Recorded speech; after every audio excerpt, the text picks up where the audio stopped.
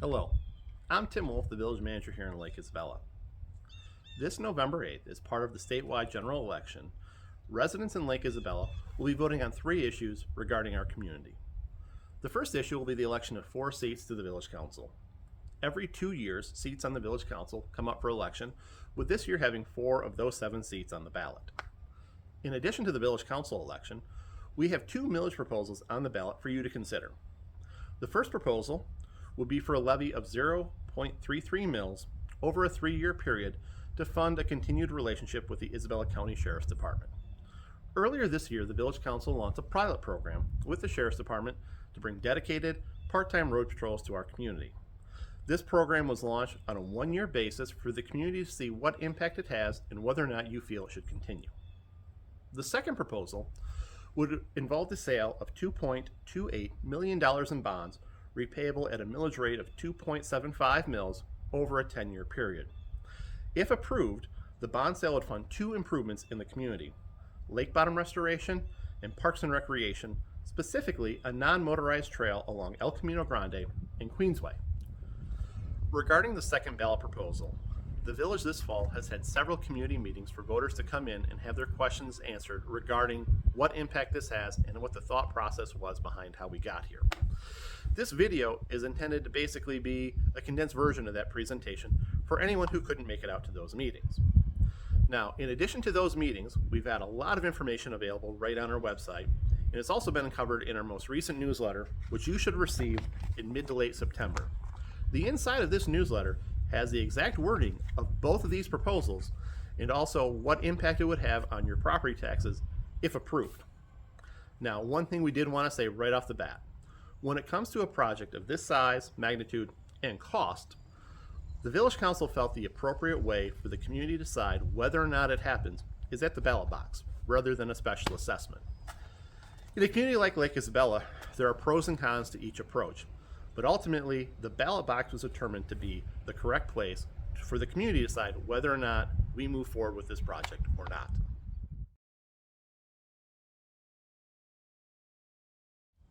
Beginning about 3 years ago, we took a different look at economic development. Economic development is often looked at through the lens of a big commercial development or a big industrial development or some type of massive public works project. When thinking about how that could apply to Lake Isabella, what we determined is that's not us. We have an organic role here in the regional economy as a bedroom community. We're a place that people want to live and a place that people want to play. So rather than try and invent ourselves into something that we just aren't, we wanted to go all in on what we think we are and should be. So we looked at what are the things that we needed to do as an organization to go to that next level for the community. 3 things came to the top of that list: roads, recreation, and the lake. And over the next year or so, the village refined this issue down and talked with many members of the community and really focused in on the issues of recreation and the lake. Roads definitely do need to be addressed, but they have to be done in a different way due to some of the unique funding challenges we have when it comes to our streets in the community.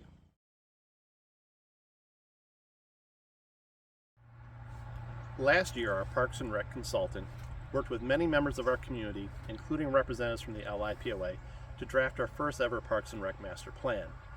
The process of that went through involved public hearings, surveys, community meetings, with the end result being a plan that was presented to the state and approved earlier this year. The number 1 priority in that plan calls for the development in several phases of a non-motorized pathway along Queensway and El Camino Grande. These 2 streets were chosen specifically due to the traffic volume that they handle, with Queensway having over 1,900 vehicles a day and El Camino over 1,400 vehicles a day. The traffic volume being such that walking and biking on the street really becomes unsafe. In addition to the non-motorized pathway along Queensway and El Camino Grande, the plan called for several other potential projects to be pursued. Those include a dog park behind our DPW building on Coldwater Road, a farmer's market pavilion on the vacant lot next to the village office, and potentially a sledding hill at a yet-to-be-determined location. Those are the priorities we are looking to fund through this millage proposal, and things that we would see as being amenities that could improve the quality of life in the village. Regarding the village's potential involvement in parks and recreation, there's one thing that we want to make abundantly clear. Our interest in this area is in no way to compete with or replace the LIPOA. Rather, over the years, our community has come to us with various projects they would like to see done in the community. One of the most frequently asked ones was for a walking trail and a biking trail. Now, the village is perfectly situated to do that within our right-of-way, having over 26 miles of streets. The village also has a unique opportunity to leverage grant money from the DNR. As a public entity, we have access to those funds, which was why we created our Parks and Rec Master Plan. The association, however, as a private entity, is excluded from those funding sources. So looking at the overall picture of recreation in our community, what we saw was an opportunity for us to come in, enhance, and improve on the amenities for our community while in no way detracting from or competing with the LIPOA.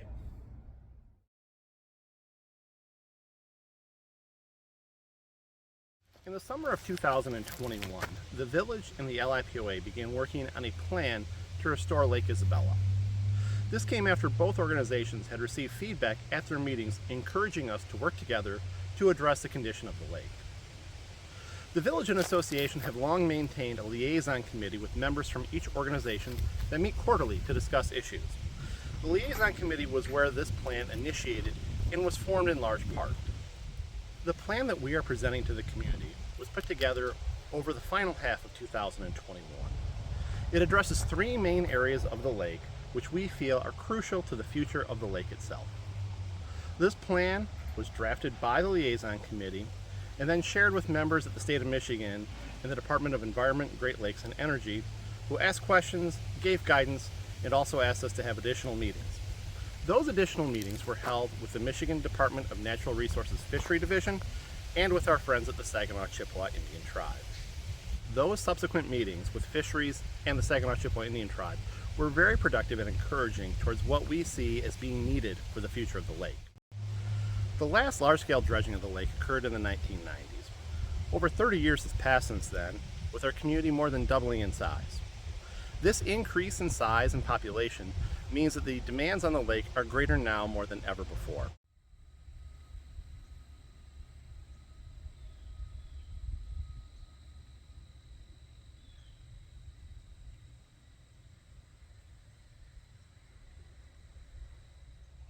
A top priority in the lake restoration plan is addressing the river here by Riviera Park. As you can see, over the years, the river has become very stagnant in this area. Water only flows now on the far side of the channel during drawdown. This has caused sediment and muck to accumulate to the point where this area isn't usable anymore for recreation, boating, fishing, anything of the like. Restoring this park to its previous capabilities and usage would open up a tremendous usage point for hundreds of homes in the community. Riviera Park is actually home to one of only 3 boat launches in the community, the other at South Park and Birch Park across from the association office. With this site being unusable, all boating traffic must enter the lake through those 2 points. Restoring this to its previous usability will allow that traffic to be lessened at those 2 sites and also open up dock spaces here for the residents in this part of the community to dock their boats.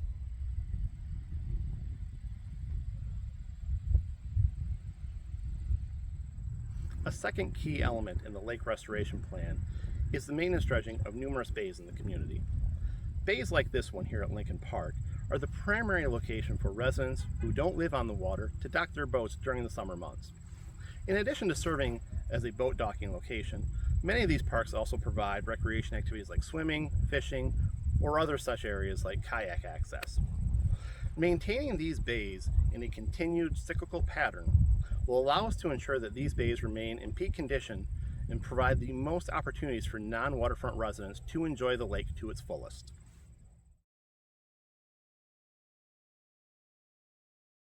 Another question that we get asked is, why is the village and the association working together in this nature, and what's it going to look like if this is approved? Well, when it comes to this project in particular, the village and association have to work together. Working together is the only way that we feel as a community that this can get done in terms of lake bottom restoration.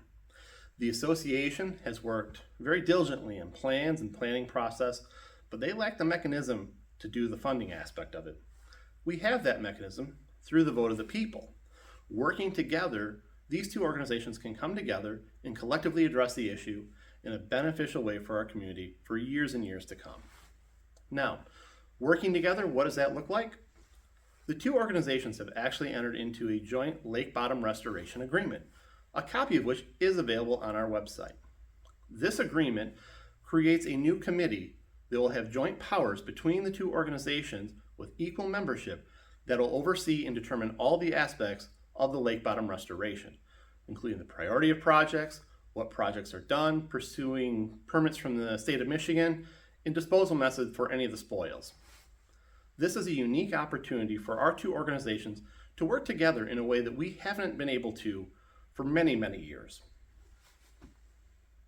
And the next question that we often get asked on the heels of that is, will our involvement make the lake public? And the answer to that is no.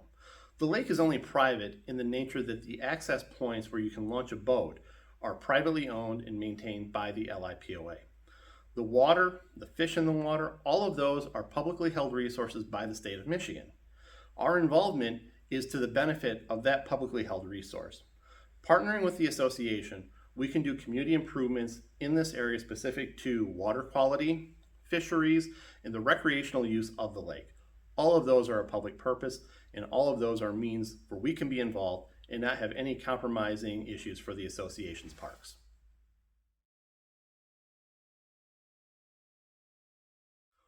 When it comes to accountability, when it comes to you as a voter being certain that the funds you authorize are being spent in the way that we told you they would be, there's several safeguards in place that you should know about. First, this is a voter-approved issue. The language on the ballot restricts what the funds can be used for, and nothing else. Just those purposes specific on the ballot. 2, the village undergoes an annual audit every fiscal year, a copy of which is available on our website. Every year we go through an audit, every year those results are posted right online. 3, on our website, we also post a lot of financial information.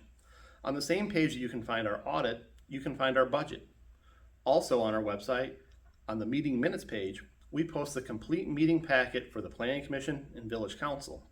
This is important because in the Village Council packet, we include the full check register for what we spend the money in the community on. You can go to our website and literally see how every dollar is spent in our organization. Another question that we get asked is, why are your current property taxes and association dues not sufficient to cover this work? Well, on the village's end, the answer is pretty simple. In our charter, section 1002, there's a tax cap written into place. That tax cap allows us to only levy 1 mil of property taxes, which with the heavy rollback is about 0.8 mil today. That's it. That's all the property taxes we can levy without an additional vote of the people. So what does that 1 mil look like? Well, think of it this way. For every dollar of property taxes you pay in the village to all entities, if you have homesteaded property, you're going to pay roughly about 28 mils. 3 cents of that dollar comes back to the village. 97 cents goes outside this community to other entities. If you have a non-homesteaded property, you're paying about 45 mils in property taxes.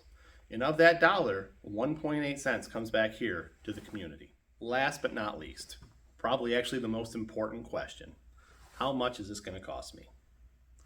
Well, 2.75 mils comes out to about $2.75 for every $1,000 of taxable value for your property.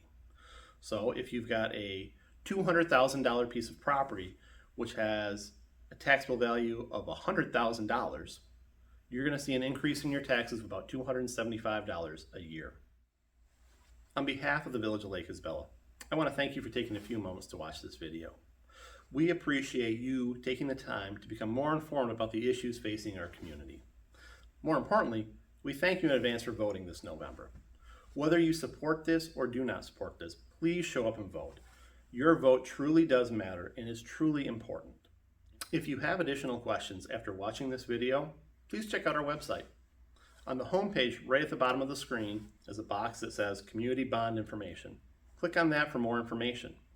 And after checking that out, if you still have additional questions, give the village office a call.